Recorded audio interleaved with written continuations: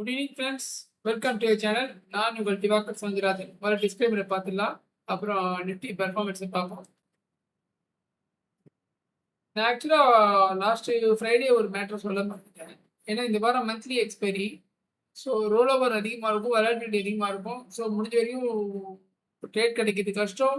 கிடைத்தாலும் ரிஸ்க் எடுக்காமல் இருக்கிறது நல்லது. பர்டிகுலராக பிகினர்ஸ் வந்து இன்றைக்கும் நாளைக்கும் ட்ரேட் அவாய்ட் பண்ணுறது நல்லதுன்னு சொல்லணும்னு நினச்சேன். ஸோ மறந்து போயிட்டேன். இன்னைக்கு மார்னிங் பார்த்தீங்கன்னா ஒரு கேப் அப் ஆச்சு. பெரிய கேப் அப் சொல்ல முடியாது. மார்க்கெட் 23,917 இருந்து இங்கே கிட்டத்தட்ட ஒரு 60 பாயிண்ட் கேப் அப் ஆச்சு. ஸோ இந்த மாதிரி கேப் அப் ஆனால் ஃபர்ஸ்ட் 5 மினிட்ஸ் கேண்டில் என்னன்னு பார்ப்போம். ஃபர்ஸ்ட் 5 மினிட்ஸ் பார்த்தீங்கன்னா அப்பர் சைடும் விற்க வச்சிருக்கு, லோயர் சைடும் விற்க வச்சிருக்கு. ஸோ ஒரு இன்டிசிசிவ் கேண்டில் தான். ஸோ அப்போலாம் நம்மளால வந்து டிசிஷன் எடுக்க முடியாது. ஏதாவது ஒரு சைடு விற்க வச்சு தான் நம்ம அந்த பக்கம் ப்ரெஷர் இருக்குன்னு முடிவு பண்ணலாம். ஸோ இந்த மாதிரி போது நம்ம வந்து நேச்சுரலாக வந்து மார்க்கெட் வந்து ஏதாவது ஒரு சைடில் போய் செட்டில் ஆகும். எய்தர் ரெசிஸ்டன்ஸ் நோக்கி போகும், இல்லை சப்போர்ட் நோக்கி போகும், வெயிட் பண்ணுவோம். சரி, அட்லீஸ்ட் 15 மினிட்ஸ்லேயே ஏதாவது நமக்கு ஒரு மொமெண்டம் கிடைக்குமான்னு பார்த்தா 15 மினிட்ஸ்லேயும் அதே மாதிரி பார்த்தீங்கன்னா 2 சைடு விற்க வச்சு தான் வந்தது. ஸோ அதனால் நம்ம மார்க்கெட்டை வெயிட் பண்ணோம். ஸோ மார்க்கெட் தூரம் போயிட்டு திருப்பி ரிவர்ஸ் வந்தது. பட் ஆக்சுவலாக நம்ம எதிர்பார்த்து இந்த ரெசிஸ்டன்ஸை தான் ரிவர்ஸ் வரும்னு நினச்சி. ஸோ இங்கே இடத்துல ரிவர்ஸ் வந்தோடனே மார்க்கெட் அப்போ டவுன் ஆப்போதுன்னு பயந்துருந்தீங்கன்னா கண்டினியூஸ் செல்லிங் ப்ரெஷர். ஆனால் டக்குனு திருப்பி மார்க்கெட் போய் அங்கே ரெசிஸ்டன்ஸ் வரைக்கும் போயிட்டு அங்கேருந்து ஒரு ரிவர்ஸ் எடுத்துது.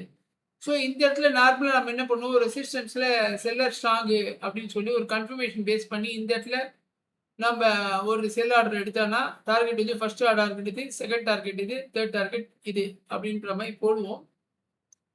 பட் இன்னைக்கு நம்ம ஏன் போடலை அப்படின்னா மார்க்கெட் வந்து ஒரு கேப் அப்பு, மார்க்கெட் பாசிட்டிவாக இருக்குது. மார்க்கெட் கீழே இந்த மார்க்கெட் இதை உடைக்காம திரும்பி மேலே ஏறிடுது. ஸோ அதனால நம்ம வந்து புல் சைட் தான் ட்ரை பண்ணுவோம். இதை பிரேக் அவுட் ஆகாதான் வெயிட் பண்ணுவோம். ஜஸ்ட் லைக் தட் நம்ம வந்து ஷார்ட் சைடு எடுக்க முடியாது. ஏன்னா ஷார்ட் சைடு எடுத்தால் அது மார்க்கெட்டுக்கு எகெயின்ஸ்டா, ட்ரெண்டுக்கு எகெயின்ஸ்டா போகும். இந்த லோவை உடச்சி கீழே வச்சுச்சுன்னா நம்ம வேணா ட்ரை பண்ணலாம். இன்ஃபேக்ட் இந்த லோ விட இன்னியோட லோ, எப்பவுமே இன்னியோட லோ உடைக்கும் போது தான் உங்களுக்கு ட்ரெண்ட் வந்து டவுன் ட்ரெண்ட் கன்ஃபார்ம் ஆகும்.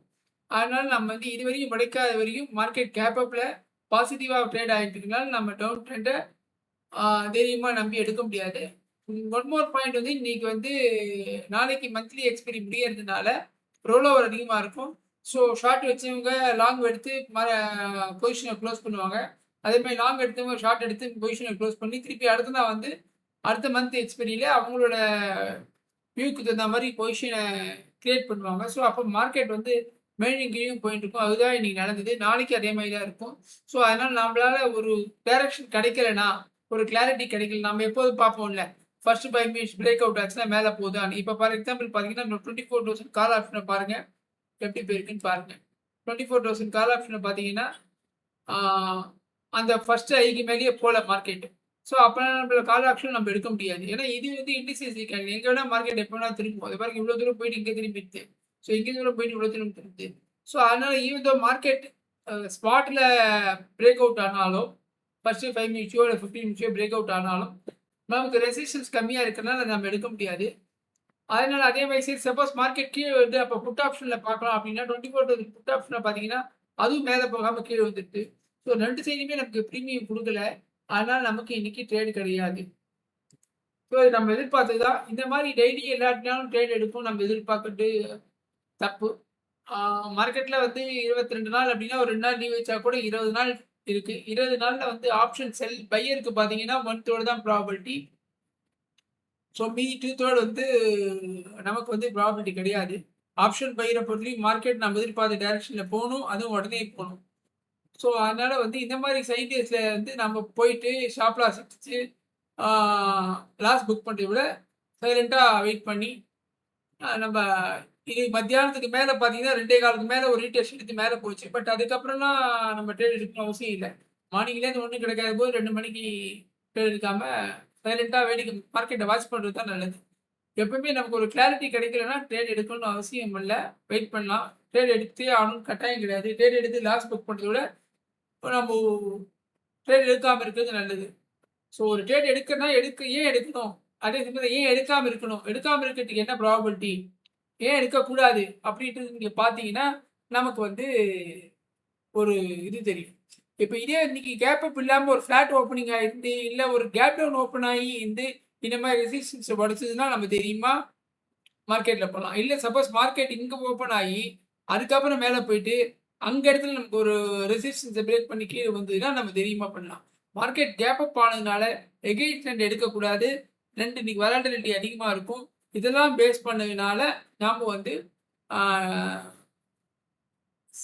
செல் சைடு மீன் புட் சைடு நம்ம எடுக்கல. ஸோ இன்னைக்கு நமக்கு ட்ரேட் கிடைக்கல. ஸோ ஐ திங்க் நாளைக்கும் கிட்டத்தட்ட இந்த மாதிரி தான் இருக்கும்னு நினைக்கிறேன். இனியும் நாளைக்கு எப்படி போகுதுன்றத நாளைக்கு பார்த்துப்போம். மெயினாக இன்னொரு பாயிண்ட் என்ன சொல்லணும் அப்படின்னு பார்த்தோன்னா, இன்னைக்கு பார்த்தீங்கன்னா கிட்டத்தட்ட ஒரு 9:45 மார்க்கெட் வந்து இந்த ஃபர்ஸ்ட் ஓப்பனிங் ரேஞ்சே பிரேக் அவுட் ஆயிடுச்சு. இதே நீங்கள் பேங்க் நிஃப்டியில் பார்த்தீங்கன்னா 9:45 மார்க்கெட் வந்து பிரேக் அவுட்டே ஆகல, கீழே வந்துருச்சு. ஸோ எப்போவுமே நிஃப்டியோட மேஜர் கான்ஸ்டியூட்டிவ் சார் பார்த்தீங்கன்னா நிஃப்டி இது பேங்க் நிஃப்டி தான். ஸோ பேங்க் நிஃப்டியும் வந்து ஆப்போசிட்டாக போகுது. இன்னைக்கு மத்தியானத்துக்கு மேலே தான் உங்களுக்கு வந்து நிஃப்டி பாருங்க 0.81% பாசிட்டிவ். பேங்க் நிஃப்டி பார்த்தீங்கன்னா 0.3. மத்தியானத்துக்கு மேலே தான் பேங்க் நிஃப்டி பாசிட்டிவ் ஆகுது. அதுவரையும் டவுன் தான் இருந்தது. ஸோ எப்பவுமே பேங்க் நிஃப்டியும் ஆப்போசிட்டாக இருந்ததுன்னா நம்ம அன்னைக்கு ட்ரேட் எடுக்கக்கூடாது. ரெண்டும் ஒரே டைரக்ஷனில் தான் நம்ம ட்ரேட் இருக்கணும். ரெண்டும் வெவ்வேறு டைரக்ஷனில் தான் அன்னைக்கு பெட்டர் மார்க்கெட்டை வாட்ச் பண்ணிட்டு இருக்கலாம். மீதி ட்ரேட் இருக்கிறத அவாய்ட் பண்ணலாம். இன்னைக்கு ஆனால் நீங்கள் வந்து மிட் கேப் ஸ்மால் கேப் பார்த்தீங்கன்னா நல்லா இருந்தது. பர்டிகுலராக வந்து ஸ்மால் கேப் பாருங்க அழகாக பிரேக் அவுட் ஆகி இரிட்டேஷனுக்கு மார்க்கெட் நல்லா போயிடுது. சம்டைம்ஸ் ப்ராடர் மார்க்கெட் நல்லா இருக்கும், நிஃப்டி சுமாராக இருக்கும். டேப்பர் சம்டைம்ஸ் இந்த மாதிரி தான் ஆகும். ஸோ இன்னைக்கு நமக்கு ட்ரேட் கிடையாது. நாளைக்கு என்ன அப்படின்றத பார்ப்போம். அதுக்கு முன்னாடி bank Nifty 0.3% mid cap small cap பார்த்துட்டோம். கோல்டு பெருசாக ஒன்றும் இல்லை. அண்டு சில்வரில் கிட்டத்தட்ட 1% டவுன் ஆகிருக்கு. இந்தியா விக்ஸ் வந்து 6.7%. அதுக்கப்புறம் வந்து ஆயில் வந்து 96ல் இருக்கு. ஸோ நாளைக்கு மந்த்லி எக்ஸ்பைரி, அதனால எப்படி வேணால் என்ன வேணால் போகலாம். ஓப்பன் இன்ட்ரெஸ்ட் ஓப்பன் பண்ண பார்த்துருக்கேன். 1 செகண்ட்.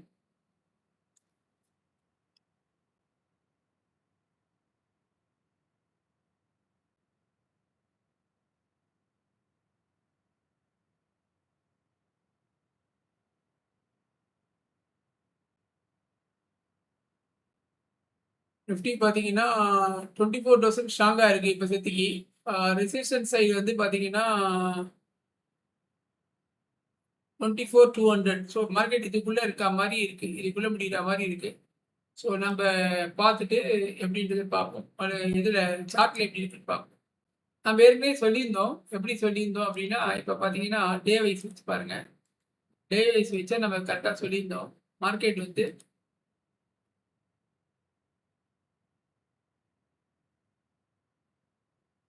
இது வந்து ஃப்ரைடே க்ளோசிங். நம்ம மார்க்கெட் என்ன சொல்லியிருந்தோம், இதுக்கு கீழே வைக்கக்கூடாது. இதுக்கு கீழே வச்சாலும் ஆட்டோமேட்டிக்காக மார்க்கெட் கீழே போயிடும். ஸோ இது ரெண்டும் முக்கியமான பாயிண்ட்டு. இதுவாது பரவாயில்ல, இதுக்கு கீழே கண்டிப்பாக 23,750க்கு கீழே மார்க்கெட் க்ளோஸ் வச்சுன்னா ட்ரெண்ட் ரிவர்ஸில் ஆகுது வாய்ப்பு இருக்குன்னும். ஆனால் கரெக்டாக நீங்கள் மார்க்கெட் மேலே கொண்டு க்ளோஸ் வச்சுருக்கு. நமக்கு ஆப்ஷன் பையர்ஸ்க்கு இன்றைக்கி ப்ராஃபிட் இல்லைனாலும் ஃபியூச்சர்ஸில் பண்ணவங்களுக்கு ஓரளவு இருக்கும். ஸோ பொசிஷன் வச்சவங்களுக்கு இன்றைக்கி 200 பாயிண்ட்ஸ் கிடைச்சிருக்கும். ஸோ மார்க்கெட் வந்து ஹையர் ஆகி கண்டினியூ ஆகுது. ஸோ இப்போ மார்க்கெட் நாளைக்கு என்ன ஆகும், இதை உடைக்கக்கூடாது. 23,882 உடைக்கக்கூடாது. அதுக்கப்புறம் அப்படியே மேலே மேலே போகணும். ஸோ நமக்கு வந்து இது வரையும் 24,600 வரைக்கும் போகிறதுக்கு வாய்ப்பு இருக்குது. சப்போஸ் நாளைக்கு போகட்டாலும் நெக்ஸ்ட் மந்த், இப்போ நாளைக்கு வந்து ப்ராபப்ளி உங்களுக்கு வந்து மந்த்லி எக்ஸ்பீரியனால அப்படி ஒரு கன்சல்டேஷன் ஒரு சைக்கிள்ஸில் போகலாம். இல்லை கொஞ்சம் மேலே போயிட்டு கீழே வரலாம். பட் இது கீழே விழாமல் இருக்கும் நம்புகிறேன்.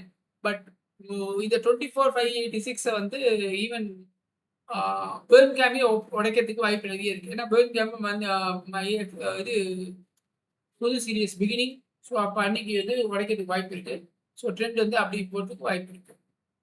ஸோ இப்போ சப்போர்ட் ரெசிஸ்டன்ஸை பார்த்துக்கோங்க. நம்ம சப்போர்ட் ரெசிஸ்டன்ஸில் மார்க்கெட் எந்த அளவு கரெக்டாக ரெஸ்பெக்ட் பண்ணுதுன்ற பாருங்கள். எவ்வளோ பர்ஃபெக்டாக ரெஸ்பெக்ட் பண்ணி அங்கே மார்க்கெட்டில் இதை உடைக்கிறதுக்கே நீ ஃபுல்லாக சரியாக போயிடுது. ஸோ மார்க்கெட் வந்து நாளைக்கு எப்படி ஆகுதுன்னு பாருங்கள். சப்போஸ் நாளைக்கு வந்து ஒரு ஃப்ளாட் ஓப்பன் ஆச்சுன்னா இந்த டே ஐலாம் மாற்றிப்போம். நம்ம ஏஐ